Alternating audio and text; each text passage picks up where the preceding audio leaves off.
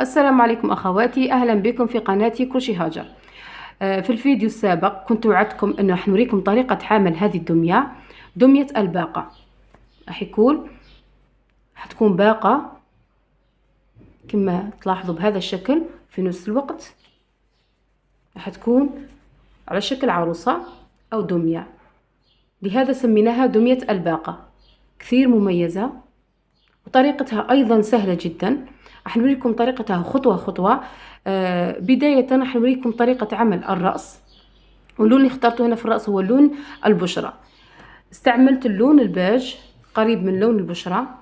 السنجاب كما العادة، الموديل استعملته هنا السنجاب. أيضا بالنسبة للكروشيه رقم 2، أنا هنا استعملت رقم 2 في الكروشيه، لأنه راح يتمشاني مع نوع الخيط اللي راح نستعمله. راح يكون خيط واحد.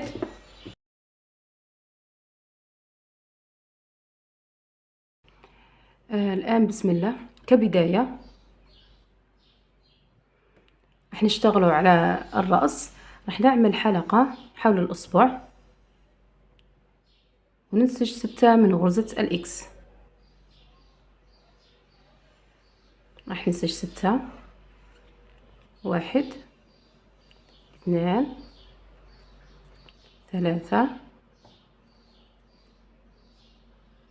4 5 6. الآن راح ننسج 6 من غرزة الإكس، أيضا تعتبر غرزة الحشو. راح نسحب الخيط للشكل حتى تشكل عندنا حلقة، وراح نبدأ في أول غرزة عملناها.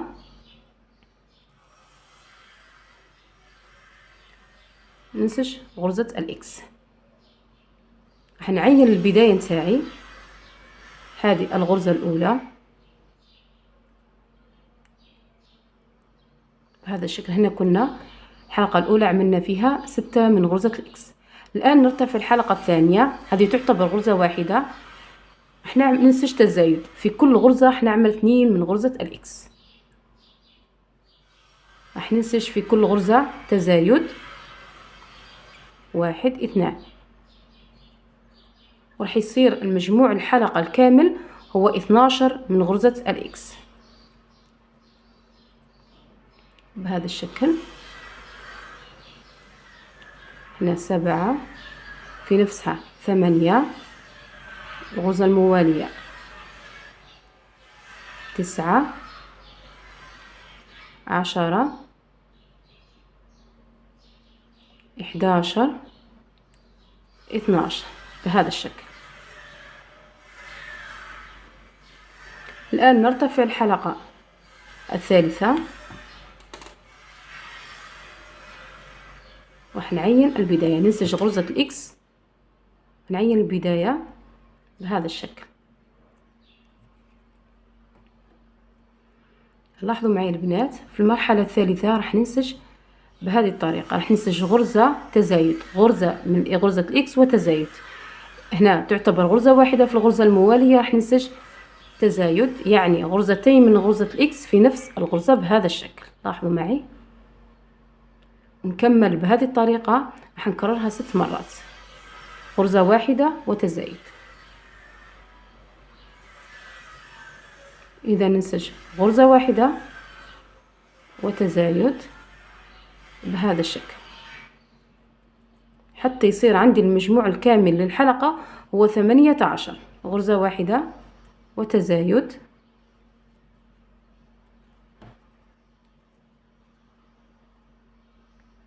غرزة واحدة من غرزة الإكس، ننسج تزايد، غرزة واحدة من غرزة الإكس، آخر غرزة عندنا تزايد. راح يصير عندك المجموع الكامل للحلقة هو 18 من غرزة الإكس. هذه الحلقة 3. الآن ننتقل للحلقة 4. ننسج غرزة الإكس ونعين البداية.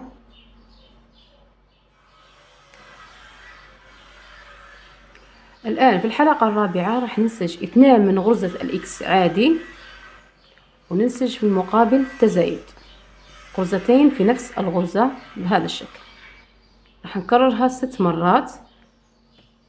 غرزتين من غرزة الإكس وننسج تزايد بهذه الطريقة. غرزتين من غرزة الإكس وننسج تزايد،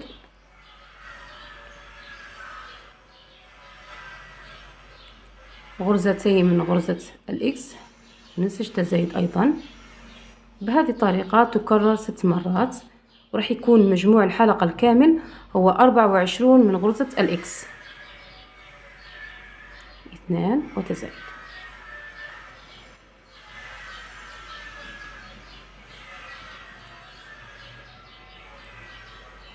وننسج تزايد بهذا الشكل.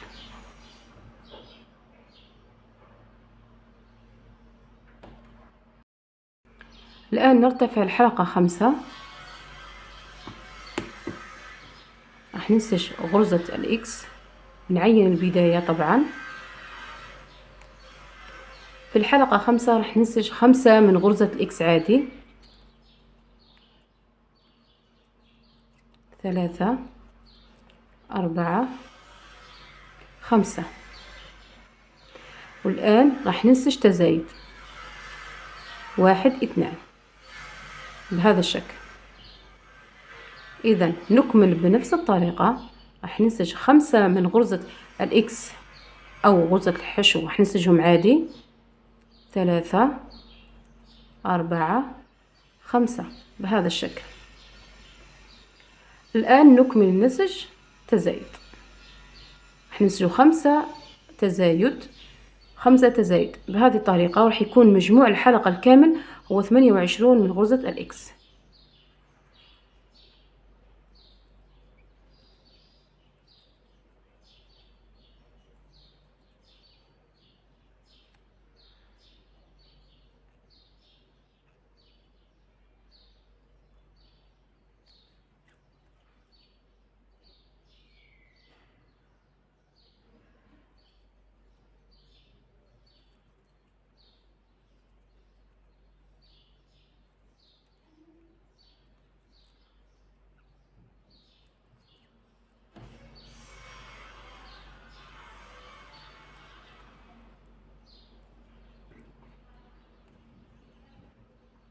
إذا احنا كنا خلصنا عمل حلقة 5 وسجنا فيها 5 من غرزة إكس وتزايد، وصار المجموع هو 28 من غرزة الإكس. الآن نرتفع الحلقة 6.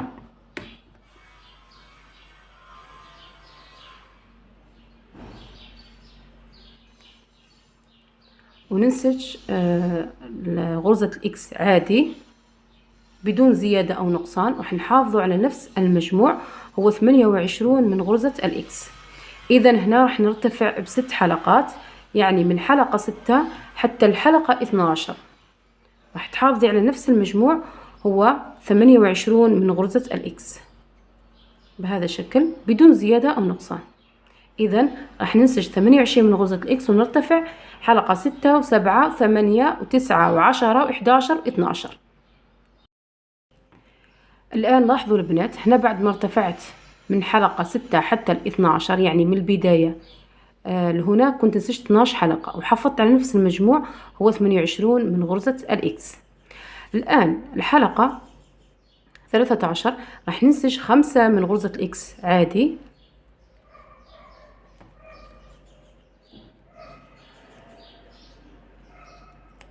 هنا 5 من غرزة الإكس. والآن راح نعكس العمل تاعي، بعد ما كنت ندير تزايد الآن راح ننسج بتناقص. حنقلص العمل حلقتين بهذا الشكل، ننسج حتى تصير عندي غرزة واحدة. إذا 5 وراح ننسج تناقص. حنكرر هذه الطريقة، ننسج 5 من غرزة الإكس عادي،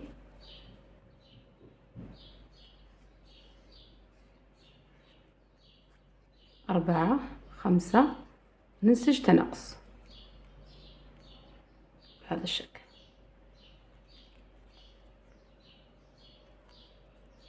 راح نكرر الطريقة حتى يصير عندي المجموعة مجموعة الحلقة 13 راح يكون مجموعها 24 من غرزة الإكس.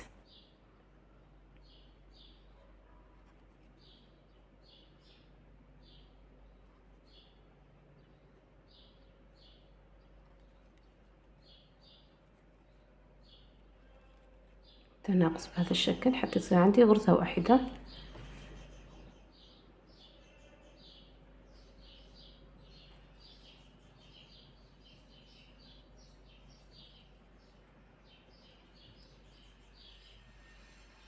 ننسج 5 من غرزة الإكس تناقص. آخر غرزة عندنا راح ننسجوها تناقص بهذا الشكل.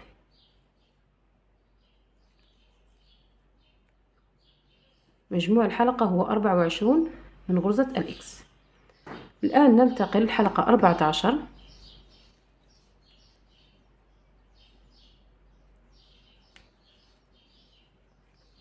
راح ننسج 2 من غرزة الإكس عادي وتناقص بهذا الشكل. راح نكررها 6 مرات. 2 من غرزة الإكس عادي وتناقص، تكرر 6 مرات لكامل الحلقة. 2 من غرزة الإكس عادي أيضا تناقص. بهذا الشكل راح نكمل ننسج 2 من غرزة إكس وتناقص، وراح يكون عندك المجموع الكامل للحلقة هو 18 من غرزة الإكس. هنا بعد ما خلصنا حلقة 14 وكان المجموع 18 من غرزة الإكس، نرتفع الحلقة 15 وننسج غرزة واحدة من غرزة الإكس. الآن راح ننسج غرزة واحدة وننسج تناقص بهذا الشكل. راح ننسج غرزة واحدة من غرزة الإكس وتناقص، غرزة واحدة من غرزة الإكس وننسج تناقص. راح نكرر هذه الطريقة 6 مرات. غرزة واحدة من غرزة الإكس تناقص بهذا الشكل. راح نكررها 6 مرات وراح يكون المجموع هو 12 من غرزة الإكس. لاحظوا معي البنات بعد ما خلصت الحلقة 15 كنا نسجنا 1 من غرزة الإكس وتناقص، 1 من غرزة الإكس وتناقص 6 مرات، وكان المجموع هو 12 من غرزة الإكس. الآن هنا كنت عملت لها حشو بالصوف. بعد ما تعملي لها الحشو راح ننتقل للحلقة 16. راح ننسج غرزة الإكس. لاحظوا معي البنات الطريقة هنا في الحلقة 16 راح نعمل تزايد، راح نغير العمل تاعي من تناقص إلى تزايد. هنا بعد ما نسجنا غرزة واحدة من غرزة الإكس، الآن ننسج تزايد. راح يكون عندي هنا غرزتين في نفس الغرزة، غرزة واحدة من غرزة الإكس تزايد، ننسج غرزة واحدة من غرزة الإكس وتزايد. راح نكررها أيضا 6 مرات، راح يكون عندك المجموع هو 18 من غرزة الإكس، 1 أيضا تزايد.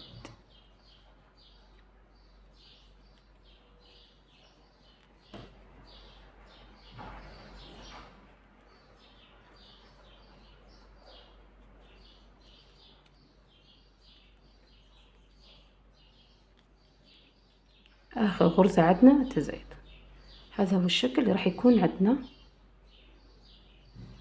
الآن نرتفع الحلقة.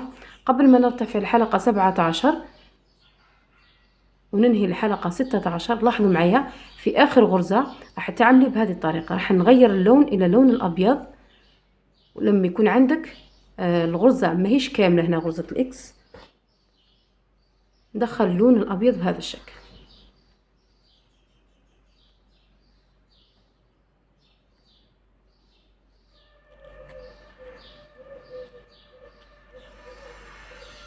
راح نرتفع في نفس الوقت الحلقة 17. في نفس الوقت راكي تنسجي على الخيوط المتبقية بهذا الشكل. راح تشكلي غرزة ونعين البداية. هذو الخيوط راح ننسج عليهم وننسج عادي بدون زيادة أو نقصان، وراح نحافظ على نفس المجموع هو 18 من غرزة الإكس. هنا 1 2 3 4 5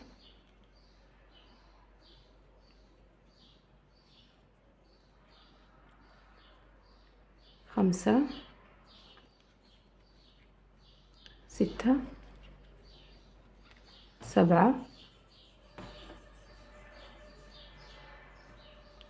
8 9 10 11 12 13 14 15 16 17 18. حنسجوها غرزة غرزة بدون زيادة أو نقصان، ونحافظوا على نفس المجموع وهو 18 من غرزة الإكس. هذه الحلقة 17. هذا هو الشكل. الآن حنرتفع الحلقة 18 بنفس الطريقة أيضا. راح ننسج غرزة غرزة بدون زيادة أو نقصان، ونحافظوا على نفس المجموع هو 18 من غرزة الإكس. راح ننسج غرزة غرزة على كامل الحلقة. هنا بعد ما ارتفعنا الحلقة 18 ونسجنا فيها غرزة الإكس عادي بدون زيادة أو نقصان، وكان المجموع 18 من غرزة الإكس. الآن هنا كنا خلصنا عمل الرأس وجزء من الجسم.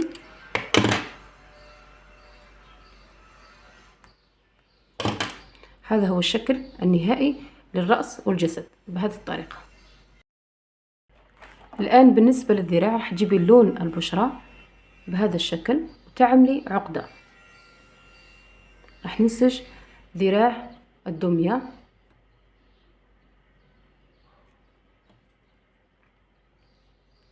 هنا راح ننسج 12 سلسلة، 2 3 4 5 6 7 8 9 10 11 12 بهذا الشكل.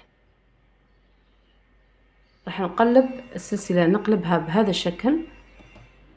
لاحظوا معايا راح ننسج فوق السلسلة بهذه الطريقة، ننسج غرزة الإكس أو غرزة الحشو. طبعا هنا 1 2. لاحظوا معي طريقة نسجها.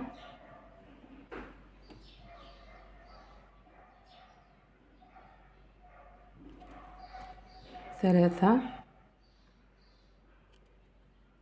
4 5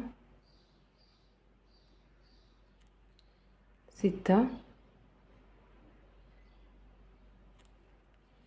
7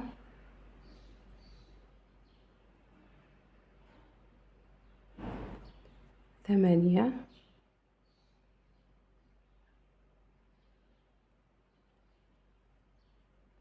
9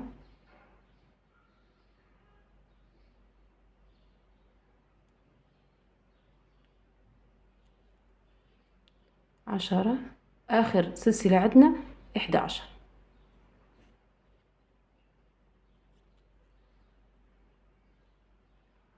بهذا الشكل.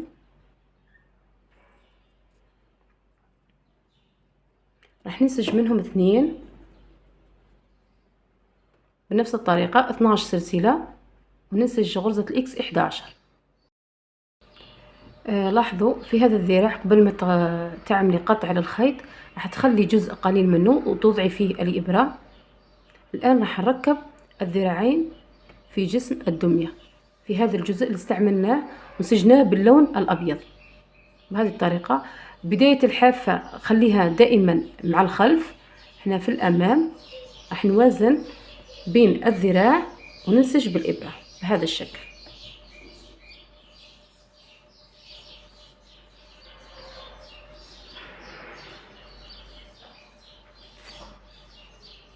راح ننسجوها غرزة غرزة.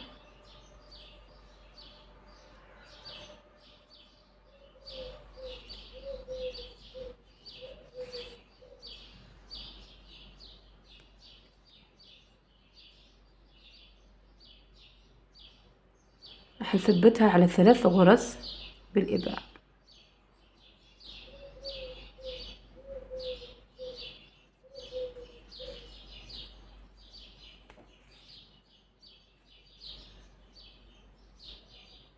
بهذا الشكل. ننتقل الجزء مقابل.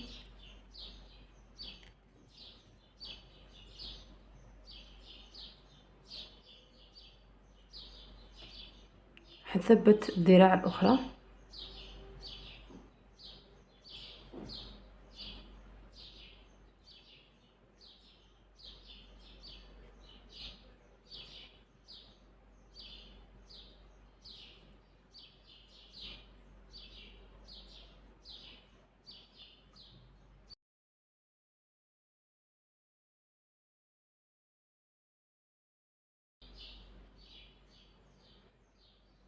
راح ننسجها على 3 غرز.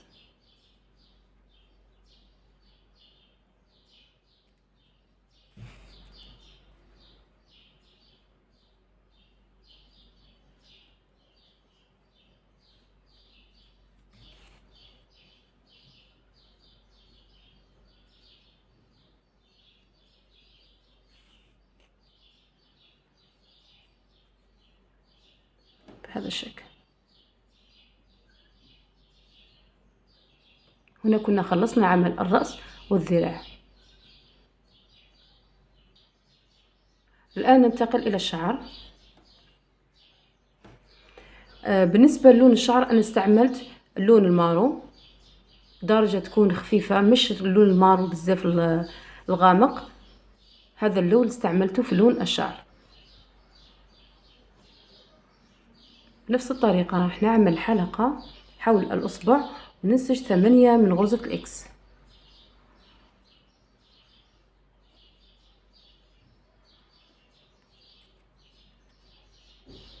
راح ننسج 8 من غرزة الإكس عادي.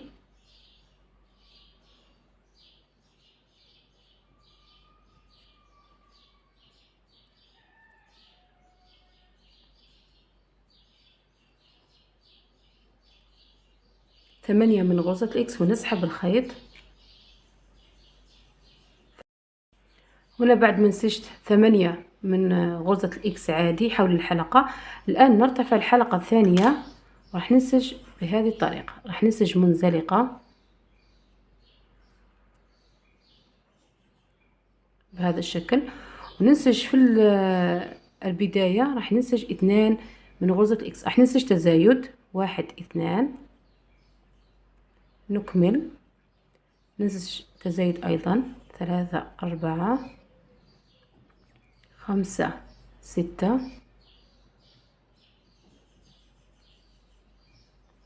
7 8 9 10 في نفس الغرزة،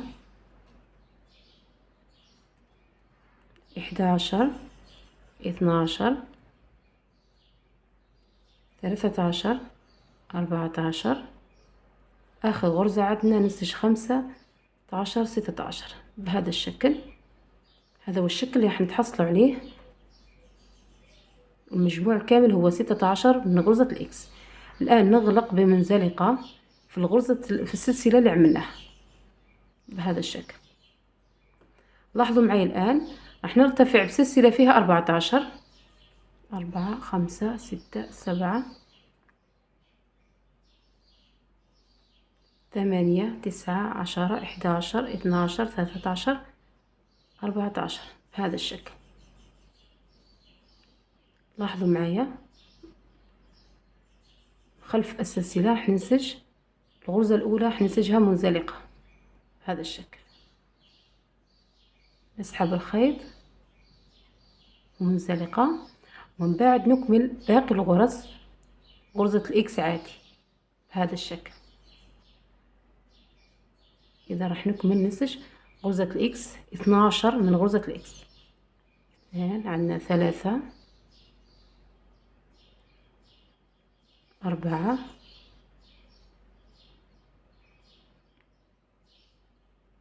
5 6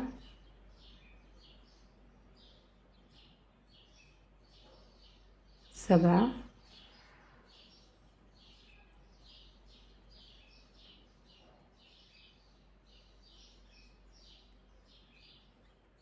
8 9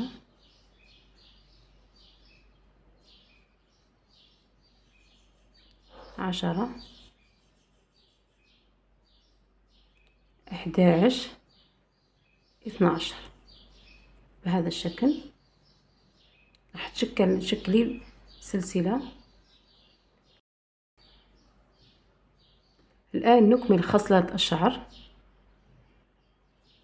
راح ننسج في الغرزة الموالية منزلقة، وننسج سلسلة فيها 8. 1 2 3 4 5 6 7 8. لاحظوا معي البنات هنا بنفس الطريقة اللي عملناها في هذه السلسلة، الآن نعملوها في السلسلة المقابلة. راح نعمل منزلقة، ننسج منزلقة بهذا الشكل، ومن بعد نكمل ننسج 6 من غرزة الإكس على السلسلة. عندنا 1 2 3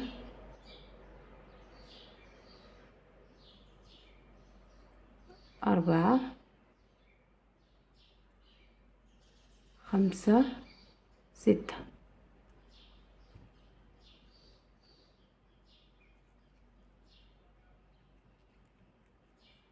الآن نغلق في الغرزة الموالية بمنزلقة بهذا الشكل. راح نكرر الطريقة أيضا. ننسج الغرزة الواحدة 2 3 4. راح نكرر منهم 4 من خصلات الشعر. راح نكرر ننسج سلسلة فيها 8. 2 3 4 5 6 7 8، نفس طول هذه السلسلة، هذه الخصلة عفوا. خلف السلسلة ننسج منزلقة بنفس الطريقة اللي عملناها، ونكمل ننسج باقي السلسلة 6 من غرزة الإكس.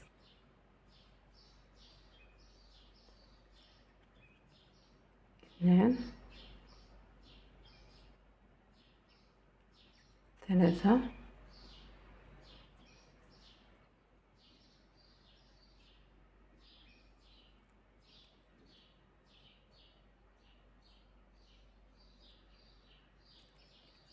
5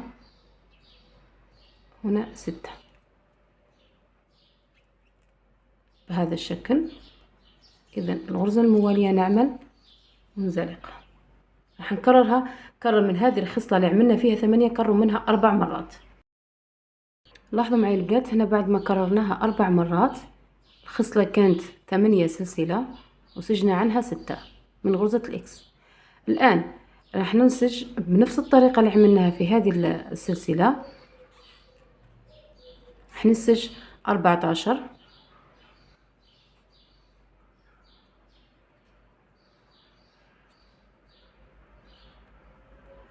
سلسلة. ننسج حول السلسلة منزلقة في البداية هذا الشكل. نكمل بعد ما نسجنا منزلقة نكمل نسج غرزة الإكس عادي. راح ننسج 12 من غرزة الإكس حتى نكمل الخصلة أو السلسلة اللي نسجناها كامل.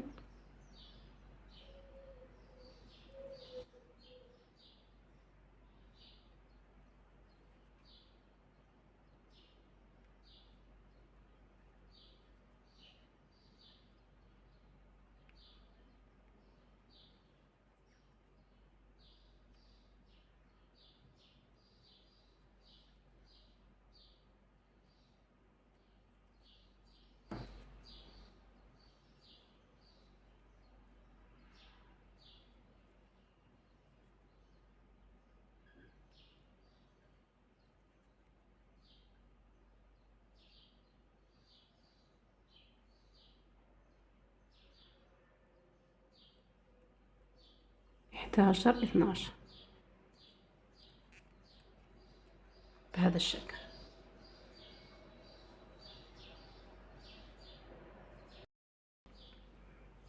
الآن ننسج هذه خصلة بمنزلقة. الآن نرتفع بسلسلة فيها 16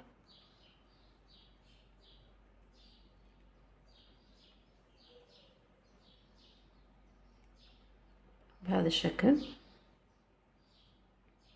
الآن حول السلسلة راح ننسج فوقها في البداية منزلقة ننسج غرزة واحدة من غرزة الإكس. لاحظوا معايا البنات، هنا الخصلة هذه راح تختلف عن بقية الخصلات اللي عملناهم. الآن راح ننسج بهذه الطريقة، منزلقة غرزة واحدة من غرزة الإكس، تعمل لفة حول الكروشيه وننسج الغرزة بهذه الطريقة. نسحب الخيط مرة واحدة، نعاود نكرر نفس الطريقة، لفة حول الكروشيه وننسج غرزة الإكس، غرزة الحشو بهذه الطريقة. راح نكررها 13 مرة حول السلسلة.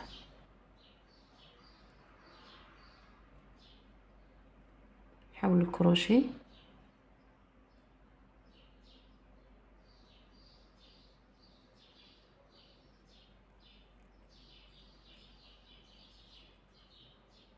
إذا راح ننسج بلفة على السلسلة كامل 13. لاحظوا معي البنات، هنا الخصلة بعد ما كملنا 13 من غرزة نصف عمود. الآن هنا شوفي السمك اللي تحصلنا عليه مختلف عن السمك اللي عملناه.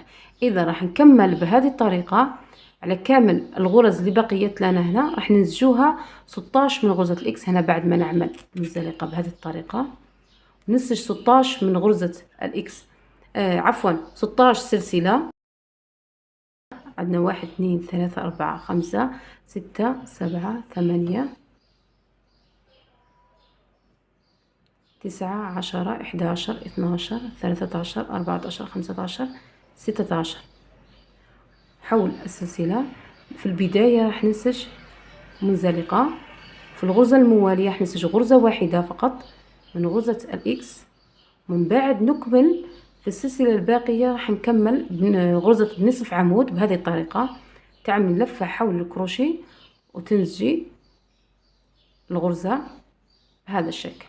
راح نكررها 13 مرة. إذا هذه الغرزة راح نكررها 13 مرة في السلسلة. بنفس الوقت أيضا راح نكمل باقي الغرز 16 سلسلة على كامل هذه الحلقة. لاحظوا معي البنات، هنا كنا خلصنا عمل الشعر ونسجناه خصلة خصلة. هنا كررت الخصلة اللي عملناها بنصف عمود، 1 2 3 4 5 6 7 8 9 10. نسجت منهم 10 وباقي الخصلتين اللي عملناه. هنا كنا خلصنا عمل الشعر.